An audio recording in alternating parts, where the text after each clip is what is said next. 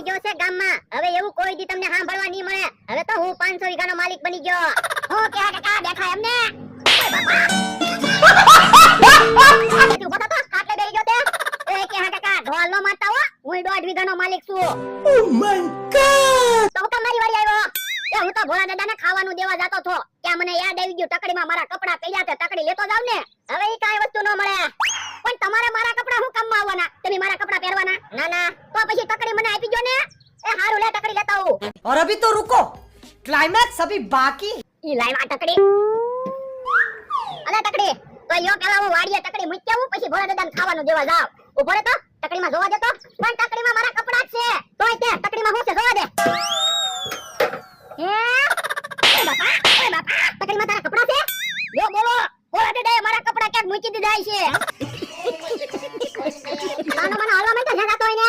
યો હારું. યો બોલો હમણાં મને સેટિંગ તકડી લઈ જાય. તકડીમાં કેટલા બધા પૈસા ઘરેણા છે. આ રૂચુને તકડીમાં જોયું નકર તો હમણાં પૈસા ઘરેણા લઈને ભાગી જાત. ઓહો ભોળાએ કેટલું બધું ભેગું કર્યું તોય ભોળાને કાઈ કામમાં ન લાગ્યું. હવે હું તો દોરો પહેરું. ઈ 500 વીઘાના માલિક બેઠા છે ને. એ બેઠો ના ભોળાની વસ્તુ હું મારે આવી ને ઈ જોઉં છું. ખાટલેથી ઊભો થતો. એ હારું.